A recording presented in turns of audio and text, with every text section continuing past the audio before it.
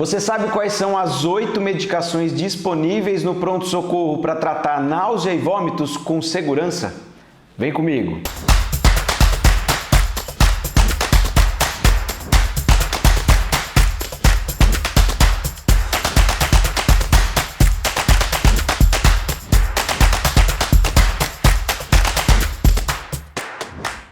Plantoneiros, bem-vindos a mais um vídeo. O assunto de hoje, náusea e vômitos, é um assunto muito comum em pronto-socorro. Eu vou te ensinar como tratar com segurança e mostrar quais são as 8 medicações que a gente pode usar como carta na manga para esse assunto.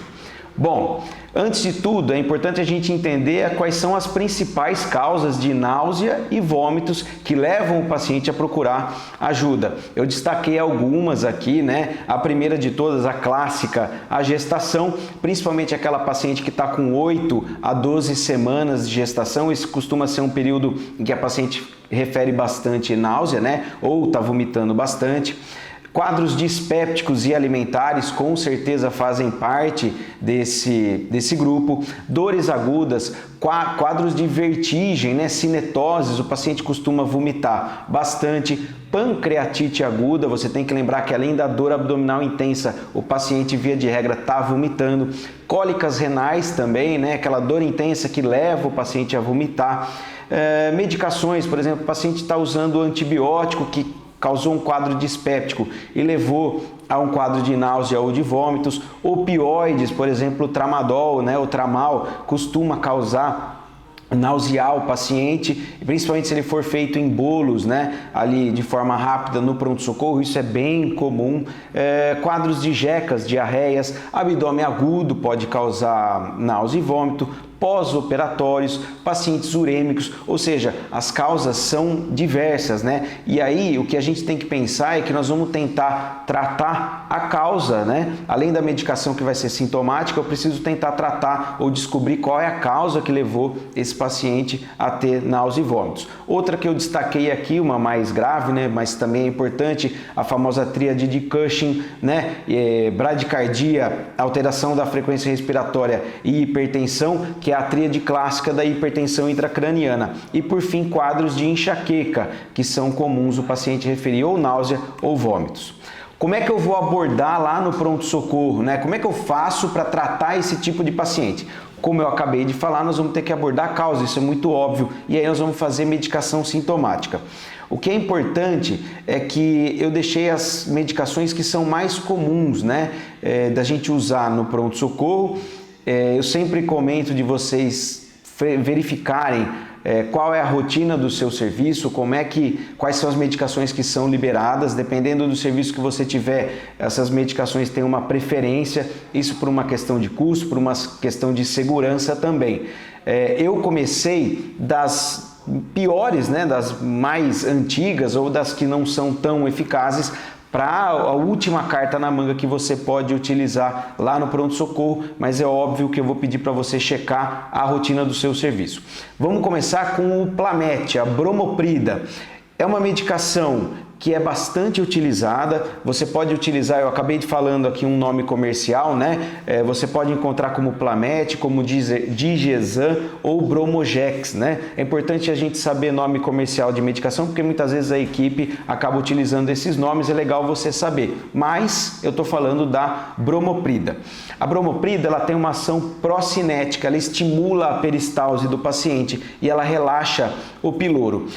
É importante você saber qual é o tipo de ação da medicação, porque isso você vai usar como estratégia para tratar aquela queixa do paciente. A ampola da bromoprida, ela tem 10 mg em 2 ml. Isso também é legal, eu sempre comento com vocês. Vai lá na farmácia e checa o tipo de ampola da medicação que você está fazendo. É importante a gente saber isso.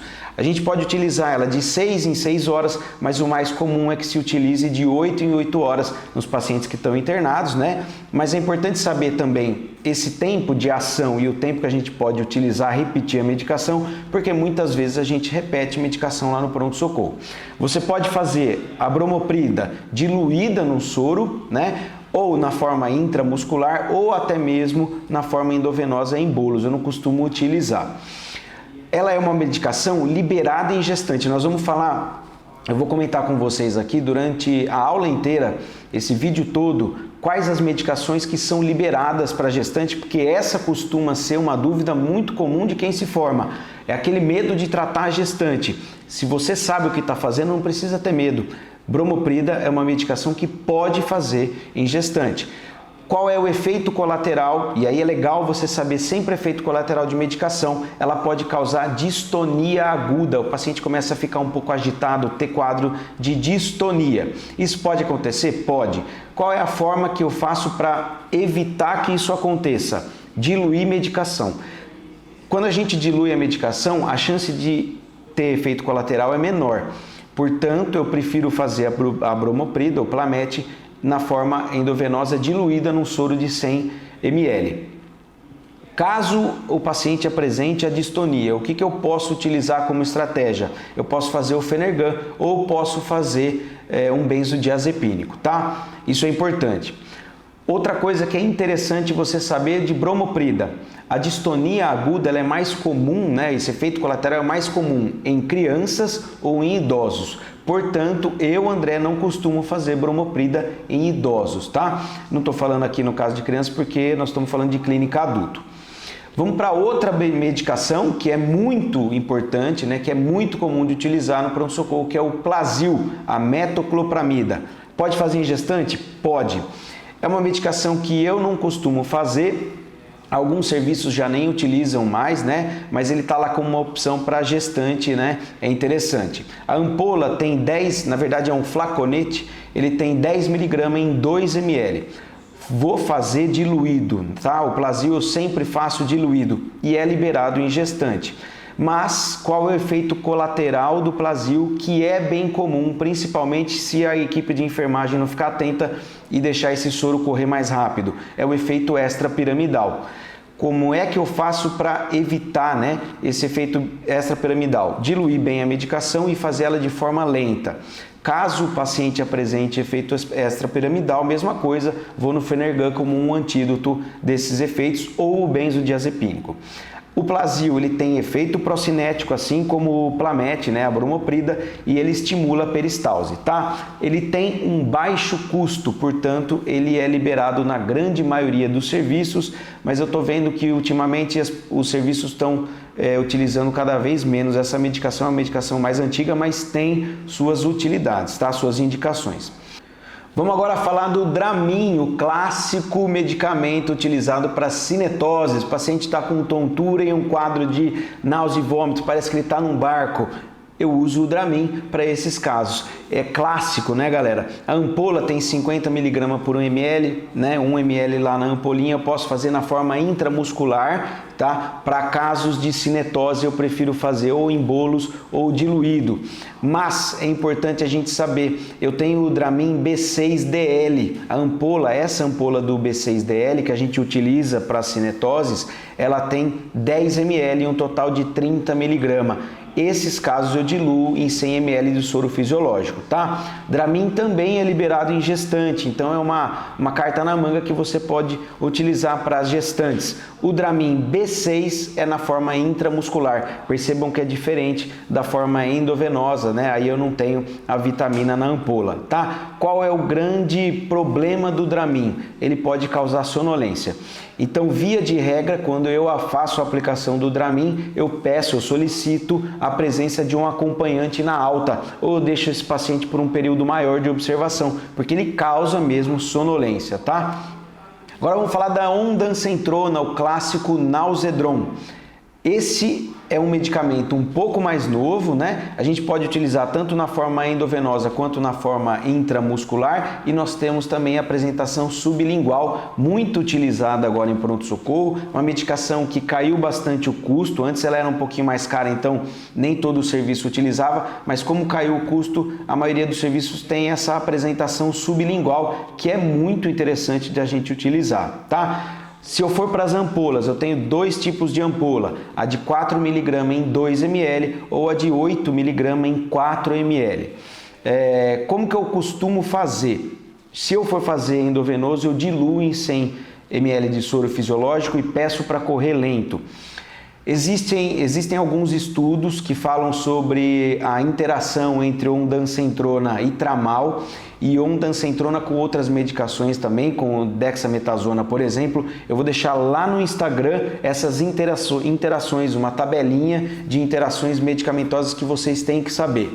Portanto, eu faço ela diluída em 100 ml na maioria dos casos, tá? Eu evito bolos, né, essa medicação em bolos, porque ela pode causar prolongamento do QT lá no eletro. É raro, mas pode causar, portanto, eu diluo. Lembra que diluindo eu diminuo o efeito colateral. E eu posso utilizar ondansetrona para gestantes? Bom, esse assunto já foi polêmico, mas a Febrasgo e o HC, por exemplo, indicam em qualquer período da gestação. Eu vou pedir para você checar a rotina do seu serviço, tá?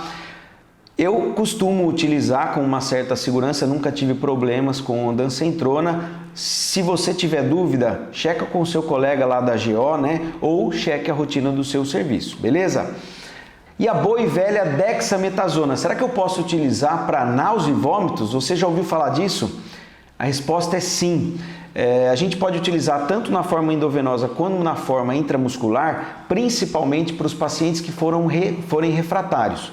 Por exemplo, eu já fiz o Nausedron, o paciente continua com vômito, ou fiz o Dramin, continua vomitando, eu posso utilizar a dexametasona. Eu, André, costumo diluir essa medicação e aí você pode utilizar 2 mg por ml, que é aquela ampola clássica, ou a ampola de 4 ml, que tem 2,5 mg por ml, ali vai dar um total de 10 mg de dexametasona. Intramuscular, a ampola é de 2 mg, você também pode utilizar. Eu prefiro diluir o endovenoso, principalmente se for a de 10 mg, diluo essa medicação e faço na forma lenta. Ela costuma funcionar muito bem para casos refratários e ela é também excelente para uma profilaxia. Lembra que eu já falei nos casos de enxaqueca, a dexametasona também é boa como uma forma de profilaxia para náusea e vômitos, tá? Evite bolos, porque ela também pode causar prolongamento de QT. Lá na enxaqueca eu também já falei sobre evitar novas crises de 72 horas. Então, quando o paciente, por exemplo, deu entrada com quadro de enxaqueca com náusea e vômitos, eu utilizo a dexametasona como uma aliada, tá? Não faço em bolos nunca a dexametasona, porque ela costuma dar um prurido ali na região dos Países Baixos, tá? Então é desconfortável, você vai ver que o paciente fica agitado na cadeira. Dilua a medicação, não fazer dexametasona em bolos. E você sabia que o Aldol também é utilizado para tratar náusea e vômitos? Na forma de 5 mg por ml, aquela ampola clássica, né? Você pode fazer na forma intramuscular ou ainda em alguns locais a gente tem o Aldol 5 mg via oral. É muito bom para casos refratários. Eu não costumo, obviamente, utilizar o Aldol como primeira escolha para tratar náusea e vômitos, mas é importante você saber quais são as cartas na manga. O que você pode utilizar nos pacientes que são refratários. A dexametasona é uma, o Aldol é outra. Ele também pode causar efeito extrapiramidal. Calma nessas horas. Se você teve um efeito colateral da medicação, por exemplo, extrapiramidal, é só utilizar o Phenergan ou o benzodiazepínico, você resolve o problema do paciente, beleza? E você já ouviu falar daquela medicação que ficou famosa por causa do Michael Jackson? Pois é, o Propofol, que é um anestésico de curta duração, também pode ser utilizado para tratar náusea e vômitos no pronto-socorro. Bom, galera, o Propofol, que ficou bastante famoso, é utilizado bastante em centro cirúrgico, né, pelos anestesistas, mas como uma última opção, uma carta na manga assim muito especial, você pode utilizar para tratar náusea e vômitos em pacientes refratários. É claro, eu vou pedir para você tomar cuidado. Lembra que eu falo, se você sabe o que está fazendo, você tem segurança, né? Posso utilizar? Posso. Propofol, a vantagem é que ele é um anestésico de ação muito curta, a meia-vida dele é curta, portanto é um pouco mais seguro de você utilizar, né? Ele é um hipnótico e ele tem uma ação antiemética muito boa. Como é que eu vou fazer? A ampola dele, o frasquinho lá tem 20 ml, 10 mg por ml, e nós vamos utilizar de 1 a 2 ml de forma lenta. Obviamente esse paciente está monitorizado, você está em cima dele, a vantagem justamente é que a meia-vida é bem curta, tá? Então, como uma carta na manga, você pode utilizar o Propofol. Mas André, eu posso utilizar o midazolam ou o diazepam para tratar náusea e vômito no pronto-socorro? A resposta é sim. Eles têm um efeito ansiolítico, tá? A diferença é que nós vamos utilizar uma dose um pouquinho mais baixa, mas com segurança.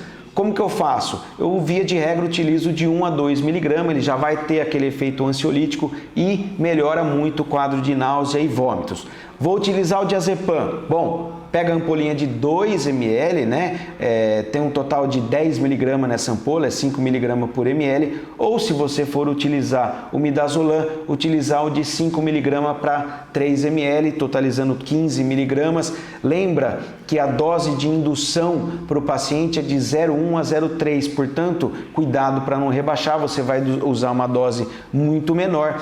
Eu prefiro utilizar nesses casos o diazepam. Ah, estou com medo ou o meu paciente rebaixou. Já falei, você está com o paciente monitorizado. Rebaixou, você tem o antídoto para utilizar. Se você não sabe qual é o antídoto dos benzodiazepínicos, checa o vídeo lá de intoxicações exógenas. Lá eu ensino como é que você faz para reverter o benzodiazepínico, caso necessário. Aqui nesse caso nós vamos utilizar uma dose muito baixa, tá bom? E nunca precisei chegar a esse ponto de utilizar diazepam, midazolam. Eu já falei de todas as outras medicações. Se você chegou até o mida ou o diazepam, é porque esse paciente está bem grave, beleza? Bom, galera, é isso. Espero que vocês tenham gostado. Lembrando de, em caso de dúvida, sempre consultar o especialista e sempre checar a rotina do seu serviço. Lá no Instagram, @plantoneiro, eu vou deixar uma lista de todas essas medicações com as doses que a gente usa de forma segura no pronto-socorro.